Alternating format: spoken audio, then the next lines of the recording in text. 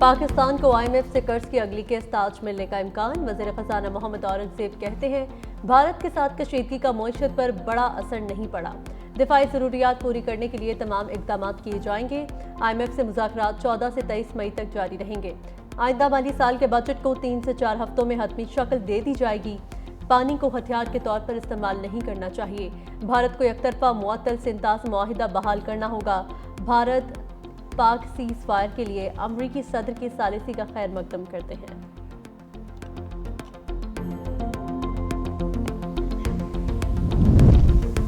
پاک بھارت کشیدگی کے بعد پاکستان کا فلائٹ آپریشن معمول پر آ گیا۔ 15 ممالک نے پاکستان کے مختلف ایئرپورٹس کے لیے پروازیں شروع کر دیں۔ حج فلائٹ آپریشن بھی تیزی سے تکمیل کی جانب گامزن۔ سعودی ایئر لائن نے لاہور اور اسلام آباد کے لیے بھی پروازیں شروع کر دیں۔ سیالکوٹ، پشاور، کوئٹہ، فیصل آباد اور ملتان سے آج کوئی پرواز منسوخ نہیں ہوئی۔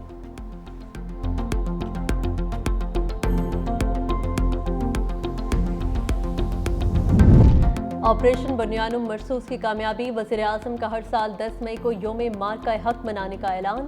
بھارتی حملوں سے متاثرہ لوگوں اور املاک کے لیے بھی بڑے فیصلے۔ مارکہ حق میں شہید شہریوں کو 1 کروڑ روپے اور زخمیوں کو 10 سے 20 لاکھ روپے دیے جائیں گے۔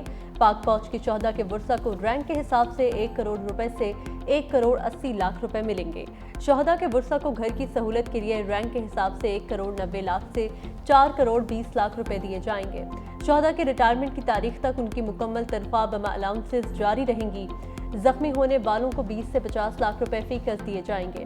بھارتی حملوں میں گھروں اور شہید مساجد کی تعمیر کا بھی اعلان۔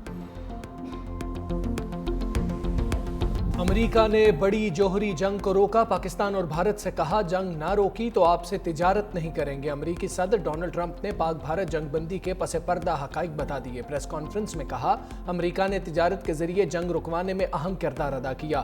جنگ چھڑ جاتی تو لاکھوں لوگوں کی اموات ہوتی۔ پاکستان اور بھارت کے رہنماؤں نے معاملے کی سنگینی کو سمجھا اور جنگ بندی کے لیے آمادہ ہوئے۔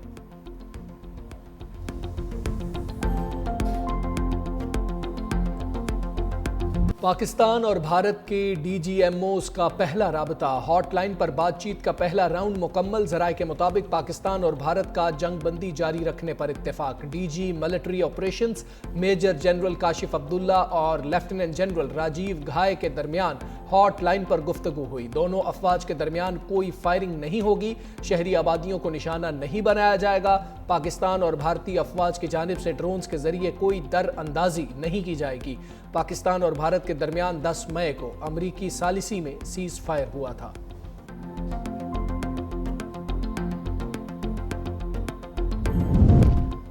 دشمن کے ناپاک عزائم افواج پاکستان کے عزم کو متزلزل نہیں کر سکتے۔ مارکہ حق پاکستانی عسکری تاریخ کا درخشاں باب ہے۔ Army chief general Asim Munir پرعزم۔ CMH راولپنڈی کا دورہ۔ آپریشن بنیانم مرسوس کے زخمیوں سے فردن ملاقات۔ بہادری کو سراہا، بولے قوم اپنے سپاہیوں اور شہریوں کی قربانیوں پر فخر کرتی ہے۔ قوم اور افواج کا اتحاد ملکی سلامتی کی مضبوط بنیاد ہے۔ قوم اپنی مسلح افواج کے شانہ بشانہ کھڑی ہے۔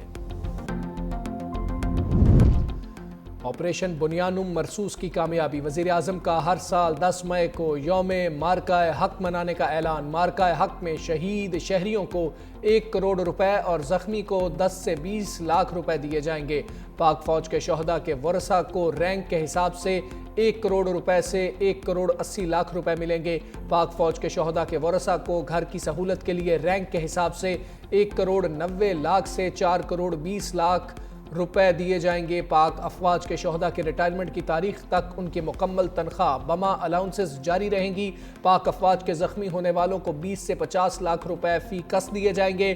بھارتی حملوں میں گھروں اور شہید مساجد کی تعمیر کا بھی اعلان۔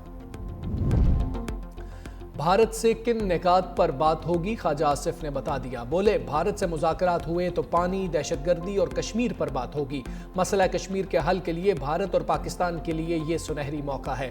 ٹرمپ نے مسئلہ کشمیر پر بات کر کے ایک اور پیش رفت کی۔ ساری جنگیں کشمیر پر لڑی گئی ہیں، حالیہ جنگ بھی کشمیر کا مسئلہ تھا۔ جو ملک دہشت گردی کا سب سے بڑا شکار ہے اس پر الزام لگا کر حملہ کیا جائے، یہ ستم ظریفی ہے۔ پانی کے معاہدے کو معطل کرنے کی گنجائش نہیں۔ بھارت اس وقت اپنے زخم سہلا رہا ہے۔ بھارتی پارلیمنٹ میں ان کے وزیر اعظم کو برا بھلا کہا جا رہا ہے۔ اسرائیل کے علاوہ کوئی بھی ہندوستان کے ساتھ نہیں کھڑا ہوا۔ وزیراعظم شہباز شریف سے پاکستان میں تعینات ترکیے کے سفیر کی ملاقات۔ وزیراعظم نے بھارت سے کشیدگی کے دوران مکمل یکجہتی کا اظہار کرنے پر صدر رجب طیب اردوان کا تہہ دل سے شکریہ ادا کیا۔ بولے، پاکستان کی مسلح افواج نے آپریشن بنیانم مرصوص کے ذریعے دشمن کو منہ توڑ جواب دیا۔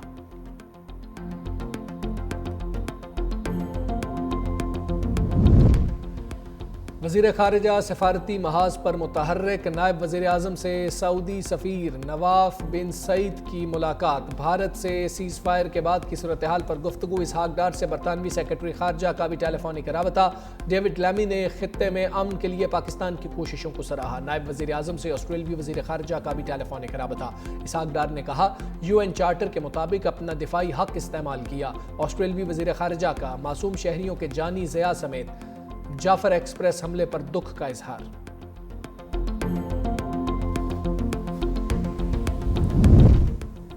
بھارت کو ہر محاذ پر بری طرح ہرایا، اب ایڈونچر کرنے سے پہلے 100 بار سوچے گا۔ وفاقی وزیر داخلہ محسن نقوی کی لاہور میں ڈرون حملے میں شہید علی حیدر کے والدین سے ملاقات۔ فاتحہ خوانی۔ بولے، شہید علی حیدر 8 بہنوں کا اکلوتا بھائی تھا۔ بھارت سے کامیابی شہیدوں کے خون سے ملی ہے۔ آنے والے دنوں میں ڈیجیٹل یا سائبر پروپیگنڈا کرنے والوں کے بارے ایکشن واضح ہو جائے گا۔ وفاقی وزیر صحت مصطفیٰ کمال کا ڈسٹرکٹ ہسپتال کوٹلی کا دورہ۔ بھارت کی بلا اشتعال فائرنگ سے زخمی شہریوں کی عیادت۔ کہا، حکومت زخمیوں اور شہیدوں کے لواحقین کی ہر ممکن مدد کرے گی۔ بھارت کو منہ توڑ جواب دینے پر افواج پاکستان کو خراج تحسین۔ قومی اسمبلی میں متفقہ قرارداد منظور۔ قرارداد وزیر قانون نے پیش کی۔ بولے، پاک افواج نے جواب دیا تو خدا کے فضل سے سرخرو ہوئے۔ ایوان پوری قوم کو مبارکباد پیش کرتا ہے۔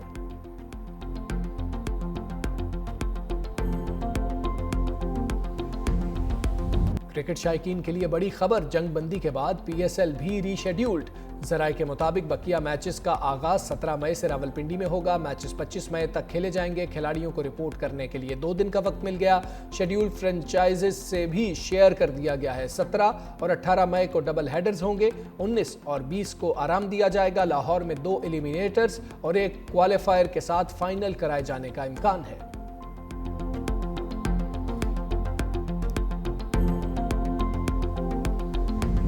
آپریشن بنیانم مرصوص، بھارتی وزیر اعظم پر کپ کپی طاری۔ دوران خطاب ہاتھ کانپتے رہے۔ نریندر مودی کے چہرے پر خوف اور مایوسی واضح نظر آئی۔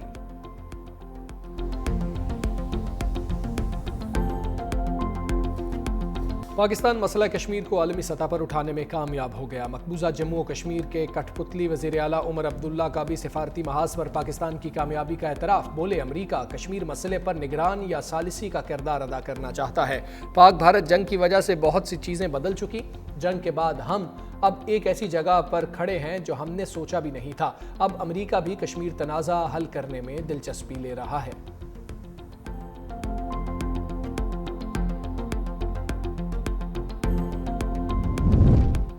رافیل اور S-400 کی تباہی مودی پر بھاری۔ راج سنگھاسن ڈولنے لگا۔ آپریشن سندور کی ناکامی پر مودی کی اتحادی جماعت شیو سینا ناراض۔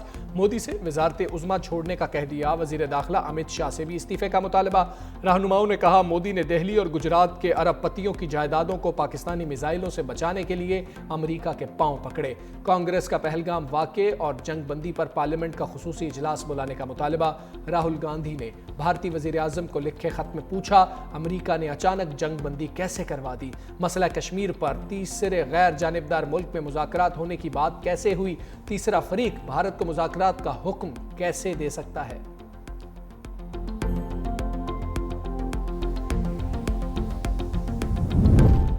بھارت کی جانب سے رافیل گرنے کا بالواسطہ اعتراف۔ رافیل بنانے والی کمپنی ڈسالٹ ایویشن کے شیئرز مزید گر گئے۔ میڈیا رپورٹس کے مطابق ڈسالٹ ایویشن کے شیئرز میں 7% کمی ہوئی۔ گزشتہ 5 روز کے دوران مجموعی طور پر فرانسیسی طیارہ ساز کمپنی کے شیئرز میں 10.33% کمی ریکارڈ کی گئی۔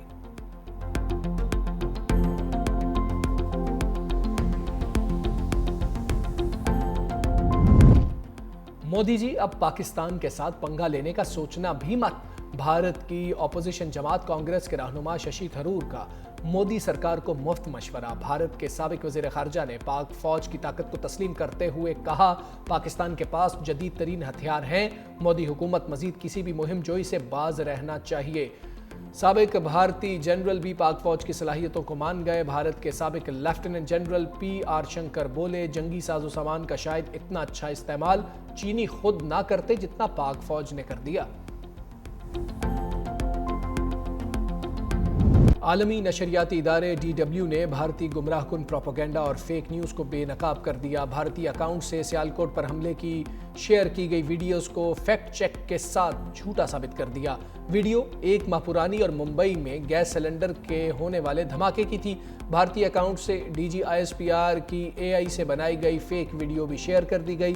ترجمان پاک فوج کے ادا کیے گئے الفاظ کو AI کی مدد سے بدلا گیا۔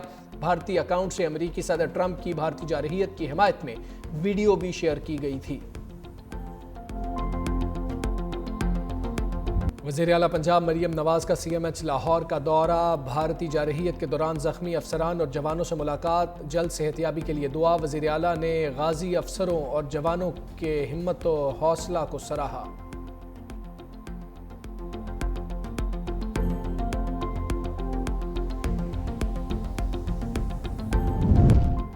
بھارتی جارحیت میں شہید ہونے والے پاکستانیوں کی قصور میں غائبانہ نماز جنازہ۔ اسپیکر پنجاب اسمبلی ملک محمد احمد خان، وفاقی وزیر مملکت ملک رشید احمد خان، MPA ملک سعید احمد خان، اعلیٰ فوجی افسران، مقامی انتظامیہ اور ہزاروں شہریوں کی شرکت۔ اسپیکر پنجاب اسمبلی نے کہا قوم اپنے شہداء کو کبھی نہیں بھولے گی۔ پاکستان کی سلامتی اور بقا کے لیے قربانیاں دینے والے بہادر سپاہی قوم کے ہیرو ہیں۔ بچہ بچہ مسلح افواج کے شانہ بشانہ ہے۔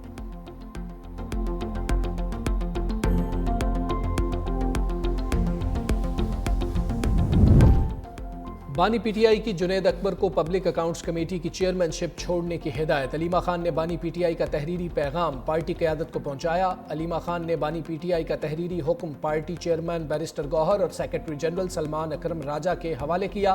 ذرائع کے مطابق بانی کی جنید اکبر کو پارٹی عہدے پر مکمل توجہ دینے کی ہدایت۔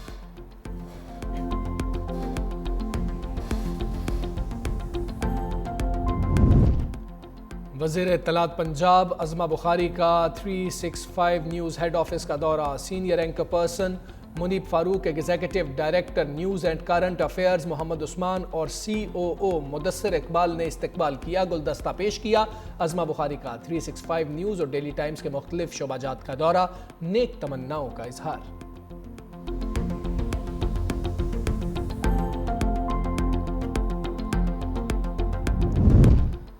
خاتون اول آصفہ بھٹو زرداری کی نواب شاہ کے گاؤں مرزا فروخ بیگ آمد۔ سیلاب سے متاثرہ افراد کے لیے تعمیر ہونے والے گھروں کا دورہ۔ مفت رہائشی منصوبے کی خواتین بینیفیشریز میں مالکانہ حقوق کی اسناد تقسیم کی۔ آصفہ بھٹو نے کہا میں نے اپنے نانا کا وعدہ پورا کر دیا، اب آپ کو مالکانہ حقوق کے ساتھ اپنی چھت میسر ہے۔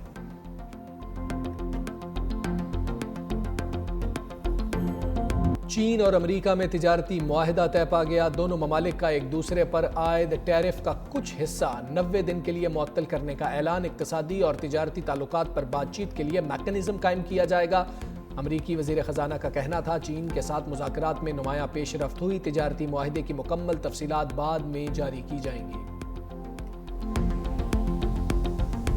لیبر حکومت کا برطانیہ میں امیگریشن کم کرنے کے لیے بڑی اصلاحات کا اعلان۔ امیگریشن کے تمام شعبوں ورک، فیملی اور تعلیم کو سخت کیا جائے گا۔ انگریزی زبان کا ٹیسٹ بھی مزید سخت کرنے کا فیصلہ۔